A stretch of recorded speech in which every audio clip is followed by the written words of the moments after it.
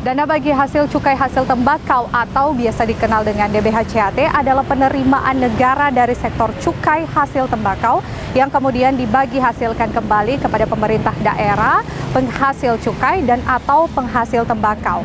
Di tahun 2022 ini salah satu daerah yang mendapatkan alokasi DBH-CHT adalah Kabupaten Kudus, Jawa Tengah. Dan Kabupaten Kudus menjadi daerah penerima alokasi DBH-CHT tertinggi di Jawa Tengah. Lalu bagaimana langkah pemerintah Kabupaten Kudus untuk memanfaatkan alokasi DBH-CHT ini?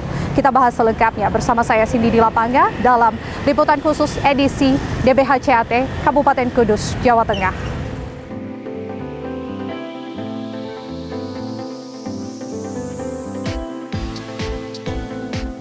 Kabupaten Kudus menjadi kabupaten penerima dana bagi hasil cukai hasil tembakau atau DBH-CHT terbesar di Jawa Tengah. Berdasarkan Peraturan Menteri Keuangan Nomor 215 Tahun 2021, pemanfaatan DBH-CHT dibagi menjadi 3 bagian besar, yaitu 50% untuk bidang kesejahteraan masyarakat, 40% untuk bidang kesehatan, dan 10% untuk penegakan hukum.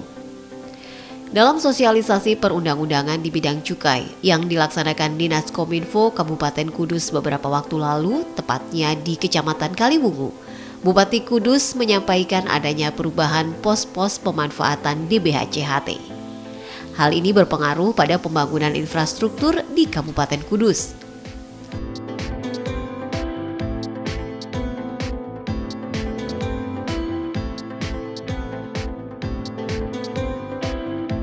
Kenapa ada sosialisasi cukai terus? Karena perlu harus ada pemahaman pada masyarakat penggunaan dana cukai ini. Apalagi di era COVID ini, peraturan Menteri Keuangan beda dengan peraturan Menteri Keuangan sebelum COVID. Sebelum COVID, PMK nomor 7 2020 itu dana cukai bisa untuk infrastruktur.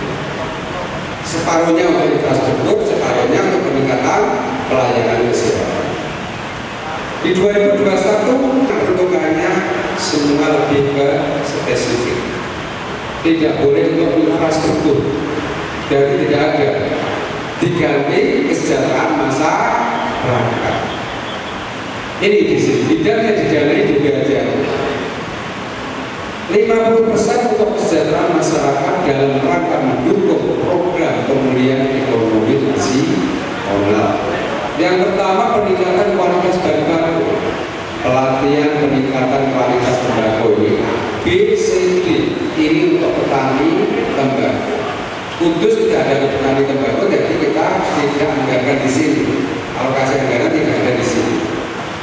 Yang nomor 2, pembinaan lingkungan sosial. Yang pertama, kegiatan pemberian bantuan sudah kita laksanakan untuk BLT. B, kegiatan peningkatan keterampilan kerja untuk didisknaker yang kita anggarkan salah satunya ada 16 miliar yang kita taruh sana untuk pendidikan dan latihan. Banyak kegiatan di sana. 40% untuk kesehatan dalam rangka mendukung JKN. Ya. A, kegiatan pelayanan kesehatan pandemi COVID, stunting, vaksinasi dan imunisasi. Ya. 10% penegakan hukum untuk pembinaan industri, sosialisasi ketentuan bidang cukai, pemberantasan perdagangan cukai. Dalam sosialisasi perundang-undangan di bidang cukai di 2 lokasi di Kecamatan Kaliwungu, Kabupaten Kudus tersebut, Bupati Kudus juga berharap adanya perubahan lagi dalam peraturan untuk pemanfaatan dana bagi hasil cukai hasil tembakau, seperti beberapa tahun ke belakang, khususnya sebelum terjadi pandemi COVID-19, hingga pembangunan infrastruktur bisa kembali dilakukan. Hal ini agar dana bagi hasil cukai hasil tembakau atau DBH-CHT yang diterima oleh Kabupaten Kudus bisa terserap maksimal untuk masyarakat dan tidak meninggalkan sisa lebih perhitungan anggaran atau silpa yang cukup besar. Menerima anggaran DBHCAT lebih dari 174 miliar rupiah, lantas bagaimana pemerintah Kabupaten Kudus ini mengatur alokasi DBHCAT di tahun 2022 ini? Sudah bersama saya Bupati Kudus Bapak HM Mahartopo. Halo Pak Bupati, halo, apa kabar? Alhamdulillah baik. Alhamdulillah.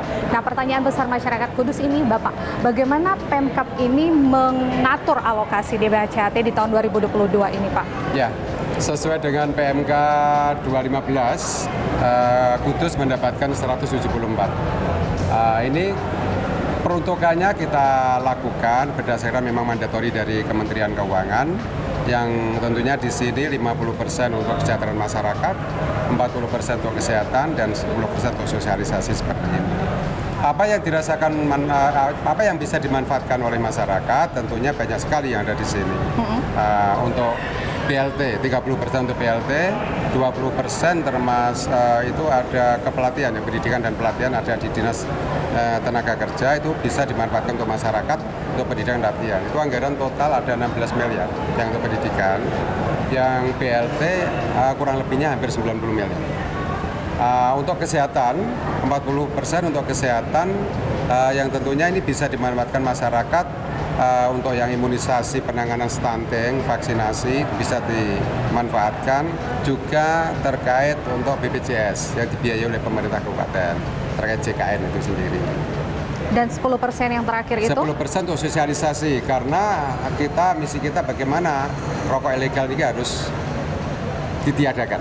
Kita gempur terus untuk di Kudus ini supaya masyarakat paham, dan tentunya kita memberikan fasilitas untuk KIHT yang ada di Kabupaten Kudus supaya masyarakat untuk bisa untuk menyewa lahan yang kita sediakan, bisa memanfaatkan lahan yang kita sediakan atau gudang yang kita sediakan. Sewanya sangat murah sekali. Tujuannya di situ mudah dibina, mudah dimonitoring, dan tentunya endingnya adalah bagaimana kita bisa meningkatkan DBHCAT. Oke, Pak Bupati, ini kan menjelang akhir tahun 2022. Sementara penyerapannya DBHCAT ini di Kabupaten Kudus sudah sejauh apa Pak? Berapa persen kira-kira? Ya, untuk mengukur untuk saat seperti ini sudah triwulan yang keempat. Kita belum bisa untuk mengukur secara maksimal ya. Tentunya yang di Disnaker terkait masalah untuk pembelian tanah yang untuk perluasan SCHT itu masih dalam proses. Terus terkait masalah kependidikan yang 16 miliar itu pun terminnya belum ada, baru termin pertama ya mungkin kemarin ya. Terus pembelian mesin rokok dan untuk pemeliharaan yang lain belum pada jalan saat ini. Mudah-mudahan untuk di Desember ini sudah clear semua. Oke, nah Pak Bupati, ini kan kalau di daerah lain ada sebenarnya kesulitan ya secara tidak langsung, pemerintah kabupaten di kota lain itu bilang kalau DBHCAT di tahun 2022 ini karena tadi yang 2021 itu agak sulit, tidak fleksibel gitu. Apakah ini juga dirasakan oleh Pemkab Kudus? Sama, justru di Jawa Tengah ini kan memperoleh DBHCAT yang paling banyak, 174. Mungkin di daerah lain, mungkin tetangga paling sekitar 10, 20 sampai maksimal 30 miliar ya. Apa yang kita rasakan benar, karena sesuai dengan PMK nomor 7 2020 dulu, bisa separuhnya untuk blok grant, untuk infrastruktur, separuhnya untuk peningkatan pelayanan kesehatan. Setelah turun PMK 206, PMK 215 ini, tentunya kita merasa ini terpasung ya, tidak bisa berbuat apa-apa, mau tidak mau harus kita lakukan apa yang menjadi mandatori dari Kementerian Keuangan. Jadi untuk mensiasatinya, Pemkab Kudus ini memfokuskan di apa Pak? Karena tadi ya udah nggak bisa untuk infrastruktur, jadi difokuskan di? Ya di kesejahteraan masyarakat. Yang 50% tadi? 50%, sama di kesehatan ya, yang itu bisa dimanfaatkan oleh masyarakat terkait masalah untuk JKN-nya. Berarti kalau bisa ditarik ke belakang di 2019, DBHCAT yang sedikit lebih fleksibel itu terserap dengan baik ya? Alhamdulillah, tentunya dengan baik, maksimal, bisa 100%. Karena tadi itu ya dialihkan ke untuk infrastruktur. Bisa untuk infrastruktur.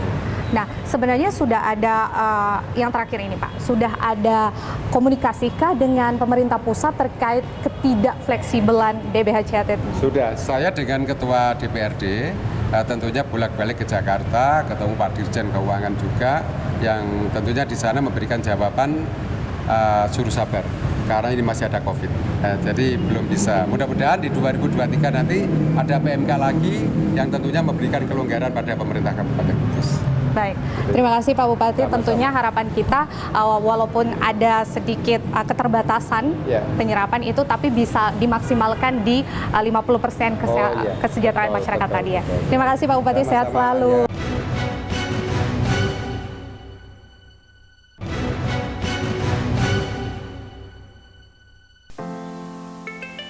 Hal senada diungkapkan Ketua DPRD Kabupaten Kudus. DPRD dengan fungsi penganggarannya sudah mengusulkan adanya perubahan kembali atas peraturan tentang pemanfaatan dana bagi hasil cukai hasil tembakau khususnya di Kabupaten Kudus. Kabupaten Kudus sebagai penerima dana bagi hasil cukai hasil tembakau yang cukup besar berharap aturan pemanfaatan DBH-JHT bisa lebih fleksibel hingga bisa diperuntukkan pembangunan infrastruktur. Hari ini kita dapat bersilaturahmi bersama dalam rangkaian sosialisasi ketentuan perundang-undangan di bidang cukai. Masalah cukai pun cetha niku wau. Cetha nggih? Ora oleh tuku rokok sing ora ana bandrole. Apalagi mengedarkan. Kalau mengedarkan kena pidana. Pidananya napa? Denda dan kurungan. Nah, kan pidana. Luwih apik tuku rokok sing ana bandrole sing resmi. Di samping jenengan tuku rokok resmi juga memberikan kontribusi terhadap negara. Kontribusinya apa? Berupa duit yang disetorkan oleh kantor cukai Kabupaten Kudus ke pemerintah pusat sebesar 37,5 triliun informasi terakhir. 174 miliar. Kanggone untuk apa semuanya? 174 miliar tujuan dalam bulan. Pabrikan bangun balik desa kok mung dibantu 200. Karena duit cukai boten oleh damel bantu bangun balik desa. Ora oleh kanggo bangun masjid, mushola, madrasah, bangun dalan boten oleh, dandani lampu boten.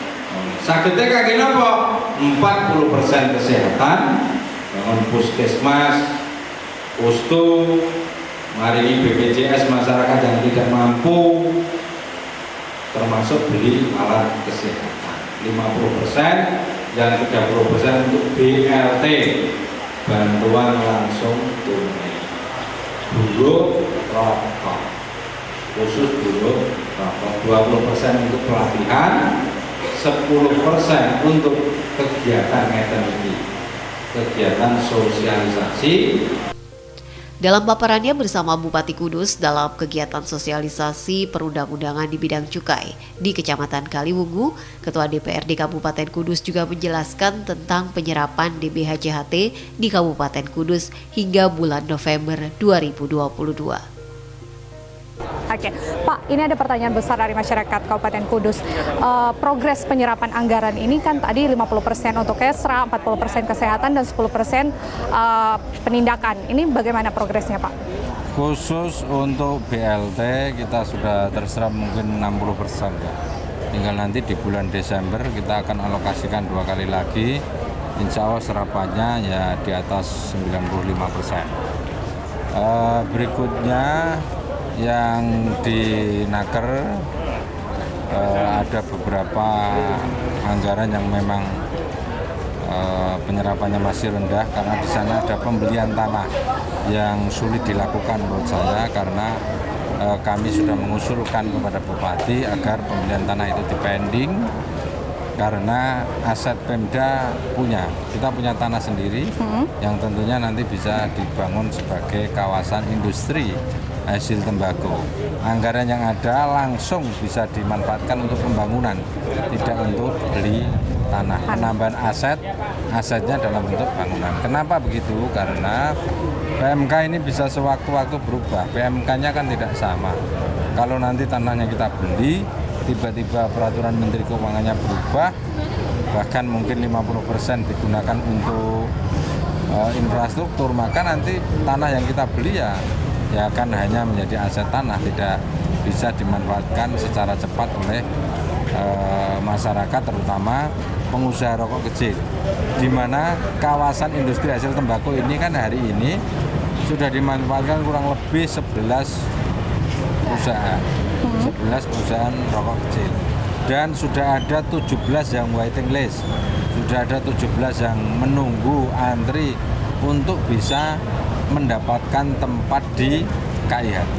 Oleh karena itu, usul kami kepada Pak Bupati, ya uang yang ada langsung digunakan untuk pembangunan biar terus bisa bermanfaat untuk masyarakat. Respon dari Pak Bupati sejauh ini? Ya saya masih dalam proses, tapi ya nanti kita lihat di akhir tahun sejauh mana anggaran itu bisa diselesaikan. Jadi karena kami usulnya itu ya memang mumpung PMK-nya seperti itu, multi efeknya kan banyak. Kenapa? Kawasan industri ada, perusahaan rokok kecil itu tumbuh, otomatis membuka lapangan pekerjaan. Disitulah nanti akan tingkat pertumbuhan ekonomi ada, kesejahteraan masyarakat meningkat. Tapi kalau dari DPRD sendiri optimis sampai dengan akhir tahun nanti penyerapannya ini maksimal. Apa bagaimana Pak? Ya ada di beberapa OPD yang maksimal dan ada beberapa OPD yang memang masih perlu kita pantau agar serapannya bisa maksimal. Oke, menarik. Tadi kan Bapak bilang memantau ya di OPD yang belum bisa maksimal. Ini sebenarnya sejauh ini pengawasannya sudah seperti apa sih Pak? Kami melihatnya masih ada OPD yang serapannya di bawah 20%. Jadi harus sesuai dengan tupoksi kami fungsi pengawasan ya, terus kita lihat bagaimana memacu mereka agar kegiatan cepat dilaksanakan. Kesulitannya apa sebenarnya Pak kalau yang dilihat real di lapangan itu? Kalau beli tanah ada proses yang harus dilalui. Kalau belanja konstruksi kan sementara pekerjaan belum selesai dan dibayarkan ketika sudah pekerjaan selesai karena masih menunggu pencairan secara 100%. Paling yang diberikan kan hanya DP. Jadi uang muka atau mungkin termin ya. Saya nggak tahu kalau urusan itu. Cuma secara keseluruhan akan diberikan setelah pekerjaan itu selesai 100%. Berarti secara teknis ya kesulitannya itu. Nah tadi Pak Bupati sempat menyinggung kalau memang ada kesulitan soal PMK 21 itu agak tidak fleksibel karena memang tidak bisa untuk infrastruktur. Kalau dari DPRD merasakan kesulitan yang sama juga? Sama. Jadi PMK 215 mengaturnya 40% kesehatan, 50% kemas, 10% untuk penegakan hukum. Satu contoh penegakan hukum 10% kan di kita 29 miliar. Untuk apa? Tidak bisa habis. Kan pasti silpa. Silpa itu nanti terus setiap tahun ada silpa yang besar, maka usul kami bedakan daerah-daerah dengan penghasil dana bagi hasil juga yang besar dengan daerah yang mendapatkan dana bagi hasilnya kecil. Tidak terlalu besar. Karena kalau besar itu kan angkanya juga menjadi besar, maka penggunaannya kan harus lebih diperluas. Cakupan penggunaannya itu ya? Penggunaannya, PMK-nya dirubah. Kalau yang mendapatkan dana bagi hasil besar, ya penggunaannya harus lebih luas harusnya, lebih fleksibel gitu ya. Nah, yang terakhir Pak Masan, ini kan sebagai wakil rakyat, apa sebenarnya kalau dengar di lapangan, apa sebenarnya yang paling dibutuhkan oleh masyarakat dari DBC? Infrastruktur, jadi jalan, jembatan, lampu penerangan itu hari ini yang dibutuhkan, apalagi di era pandemi, dana transfer semakin menurun, berkurang, dan tentunya daerah butuh untuk recovery kembali. Anggaran untuk infrastruktur biasanya besar, sekarang menjadi kecil, sehingga kita butuh tambahan anggaran untuk pembangunan infrastruktur.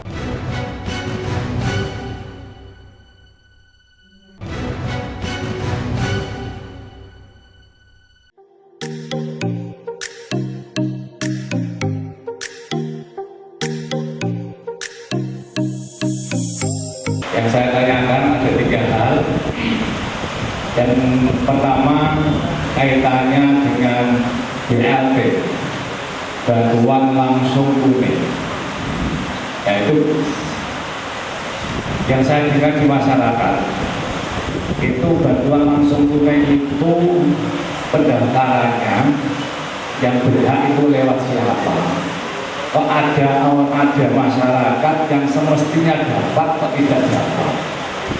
Nah itu yang semestinya tidak mendapat tapi malah dapat.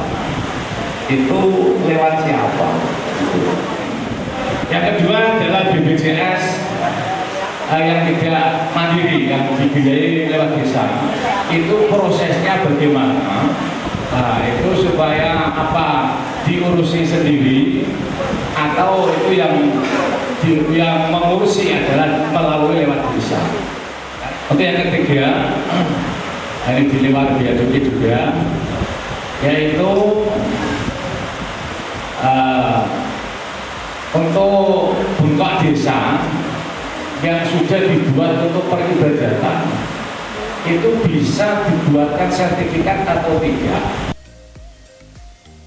Sosialisasi perundang-undangan di bidang cukai di Kecamatan Kaliwungu Kudus yang diikuti sejumlah masyarakat mengundang sejumlah pertanyaan dari warga. Pertanyaan-pertanyaan pun langsung mendapat tanggapan dari Bupati Kudus. Mas Agus, BLT yang berhak, BLT yang pihak menerima itu bagaimana mekanismenya? Maksudnya si BLT itu ada dua, Pak.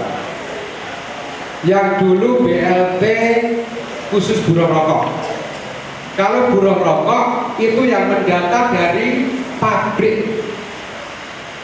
Jadi di situ yang mendapatkan itu orang yang paling penghasilannya paling rendah, termasuk baterai, giling dan lain-lain. Itu rata-rata seperti itu. BPJS prosesnya gini Pak, maksudnya BPJS yang didanai oleh pemerintah kabupaten itu yang mendata verifikasi dari tim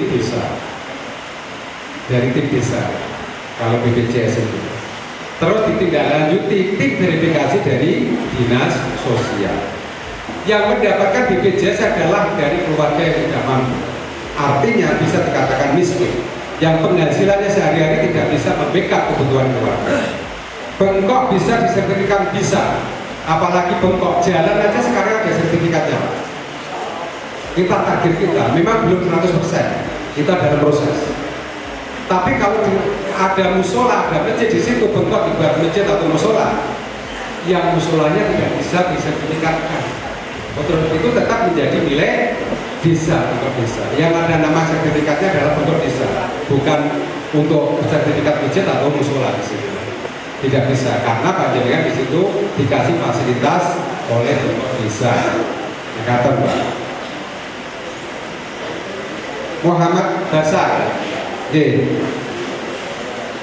bangun lapangan. Dibangun lapangan itu tanah sinten Pak? Coba dikasih mic Mas Basar.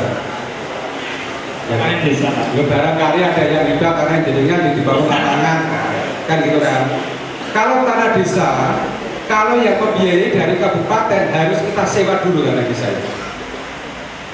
Ya, kalau pakai banju juga bisa. Banju dari aspirasi, Mas Marantek bisa.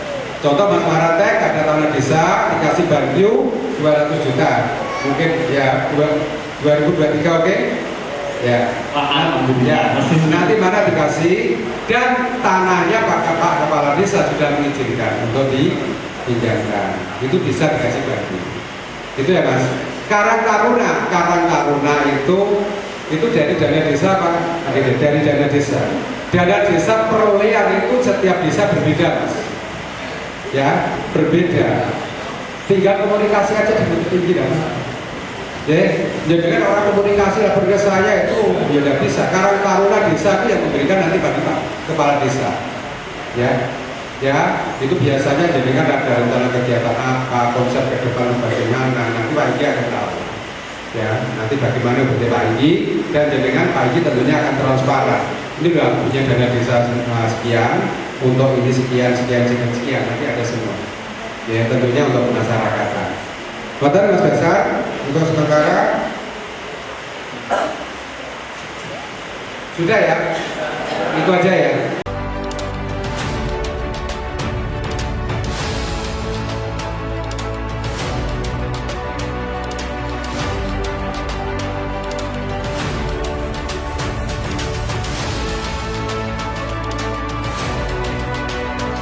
Pak Satria, ini kalau kita berbicara di Kecamatan Kaliwungu sendiri, sebenarnya apa sih yang sangat dibutuhkan oleh warga Kecamatan Kaliwungu dari anggaran DBHCAT ini? Kalau selama ini di medio tahun 2020 sampai 2022 ini sebenarnya yang dibutuhkan oleh warga di Kecamatan Kaliwungu terkait dengan anggaran dari cukai atau DBHCAT ini perbaikan infrastruktur, Mbak. Jadi kita melihat karena banyak anggaran dari DBHCAT yang mungkin di 2019 bisa dipergunakan untuk infrastruktur, tapi ternyata di 2020 ini sama sekali tidak bisa digunakan. Selain itu, anggaran dana desa yang diberikan kepada pemerintah desa juga tidak bisa digunakan untuk infrastruktur, untuk perbaikan jalan, jembatan maupun saluran. Sehingga memang kami banget berharap kepada pemerintah pusat, nanti kalau memang kondisi COVID sudah membaik, alangkah baiknya kalau terkait dengan anggaran DBHCAT ini bisa dipergunakan kembali untuk perbaikan sarana infrastruktur yang mungkin saat ini sudah mulai banyak yang rusak, seperti jalan, kemudian jembatan, dan saluran-saluran. Karena wilayah Kaliwungu ini salah satu wilayah yang ketika musim hujan pasti ada yang kebanjiran. Genangan atau banjir? Banjir. Oh, banjir ya? Banjir ya, seperti itu. Jadi mungkin dana tersebut nanti bisa dipergunakan sebagai antisipasi pemerintah dalam menghadapi bencana-bencana yang ada di wilayah Kecamatan Kaliwungu, seperti itu. Oke, Pak Satria, itu kan yang dibutuhkan warga di Kecamatan Kaliwungu. Tapi kalau selama sudah berjalan tahun 2022 ini, apa sih yang dimaksimalkan fokusnya gitu? Karena tadi tidak bisa untuk infrastruktur, akhirnya dialihkan kemana penganggaran DBHCAT khususnya untuk warga Kaliwungu ini? Kalau terkait dengan anggaran DBHCAT di 2022 ini banyak yang difokuskan untuk pemberian BLT, Pak. BLT terkait dengan buruh-buruh rokok, karena di Kecamatan Kaliwungu ini sebagian besar warga itu memang bekerja di sektor industri rokok. Jadi itu juga sangat membantu bagi mereka warga-warga yang memang bekerja di sektor itu. Tetapi kan warga di Kecamatan Kaliwungu tidak hanya buruh-buruh rokok, masih ada yang lain juga yang memang harus disentuh dengan dana dari cukai tersebut, seperti itu. Nah, untuk warga lain yang bukan buruh rokok itu, apakah selama ini sepanjang tahun 2022 ini sudah tersentuh dari dana DBHCAT ini atau belum sama sekali, Pak? Kalau untuk warga, mungkin sebagian ada yang sudah tersentuh karena dana DBHCAT ini juga bisa dipergunakan sebagai JKN atau Jaminan Kesehatan Nasional, kaitannya dengan BPJS Kesehatan, karena banyak juga warga-warga yang memang tidak mampu kemudian mengajukan permohonan kepada pemerintah kabupaten setelah diverifikasi dan memang mereka layak untuk mendapatkan BPJS Kesehatan tersebut. Nah, ini juga sangat membantu juga bagi warga-warga. Jadi memang selain BLT terkait dengan konsentrasi di bidang kesehatan dengan adanya JKN kesehatan yang dibiayai oleh Pemkab ini juga sangat membantu warga, khususnya di Kecamatan Kaliwungu ini. Oke, kalau tadi kan dari sisi kesehatan, lalu ada yang bantuan langsung tunai BLT tadi. Kalau terkait dengan seperti peningkatan skill gitu untuk warga-warga di luar yang bekerja di pabrik rokok ya? Kalau itu kita melalui BLK di bawah naungan Dinas Perindustrian, Koperasi dan UMKM memang sering melakukan pelatihan-pelatihan. Ini kita di tahun ini ada beberapa pelatihan yang bekerja sama dengan ibu-ibu PKK di masing-masing desa terkait dengan pelatihan-pelatihan kader, utamanya dalam rangka mungkin sebagai usaha pemberdayaan masyarakat, kemudian terkait dengan potensi-potensi yang ada di situ apa, kemudian diberikan pelatihan sehingga mereka ketika memang tidak lagi bekerja di industri rokok, mereka sudah mampu punya skill yang lain, sudah mampu berwirausaha seperti itu. Oke, baik, terima kasih Pak Satria waktunya. Semoga memang aspirasi dari masyarakat ini lewat pemerintah Kecamatan Kaliwungu ini bisa didengar oleh pemerintah pusat dan anggaran DBHCAT bisa tersalurkan dengan tepat sasaran begitu ya Pak. Ya, sehat selalu Pak Satria. Amin. Ya, terima kasih. Selamat siang.